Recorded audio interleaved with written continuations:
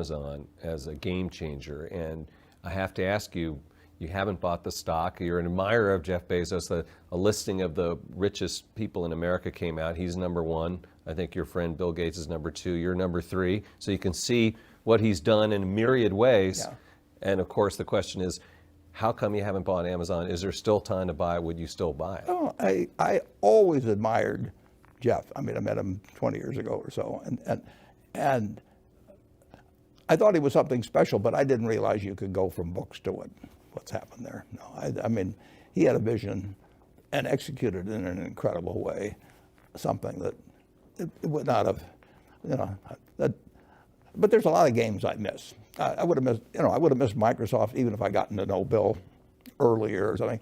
Those just aren't my games. I don't worry about the things that I miss that are outside my circle of competence of evaluating. I have missed things that were within my circle, and that's a terrible mistake.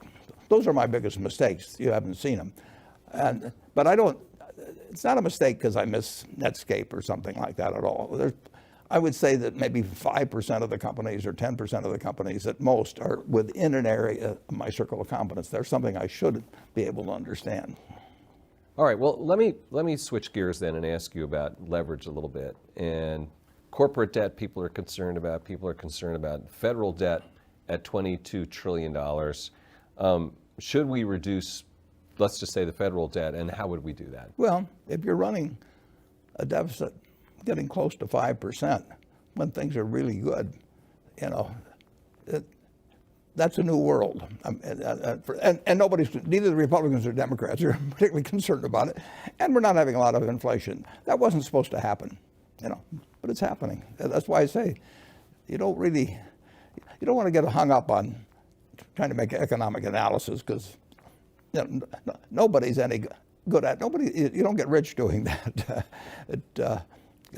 If you look at, you mentioned that Forbes list, if you get on the list, the number of people have done that by economic analysis, I think you're just about zilch on there. Okay, fair enough.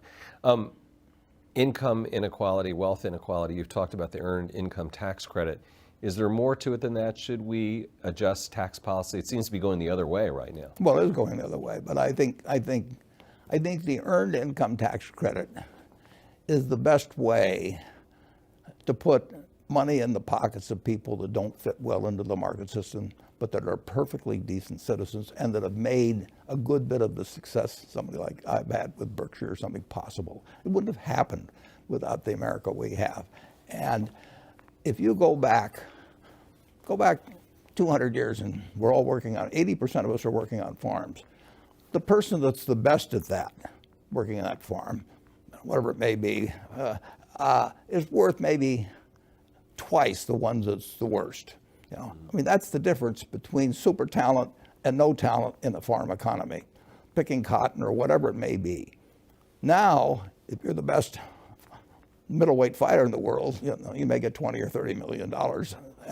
And if you are just a good citizen, raise nice kids, help in the neighborhood and everything else, but you don't have market-related skills, you'd be good on that farm still. And you would be earning something comparable to most of the people around you. But you don't have something now that as it gets more and more specialized, and it's going to continue to get more specialized. You want two things for that person. You want them to have a decent life. I mean, they live in a country with 60,000 of GDP per person. You want them to have a decent life, and they can. I also think you want them to have a feeling of accomplishment. So you want them to have a job, assuming that they're not handicapped in some way. You want them to have a job. But the minimum wage would be one way to say, well, we'll make sure that they have enough money in their pocket. But that's got a lot of effects in disturbing the market system. They just need more cash. They don't need a higher wage. They need more cash in their pocket. And the government, at a relatively low cost, can provide a decent living for anybody that's working 40 hours a week and has a couple of children. And we've gone in that direction, and it's sort of bipartisan. I mean, you find both Republicans and Democrats for it. I think it would be better not to have one annual payment, that they get it monthly. And I think there's various things you could do, but you want them to feel part of the system, and you want to have them get as as more and more of these golden eggs are laid, you want them to get a little more of their share. I mean, if we don't do that and the Democrats win, it's possible we get, big taxes on wealthy people, free college for all, and those are bigger plans. You want more money in the pockets of everybody that's willing to work or is unable to work. And we can do it. A rich family would do that.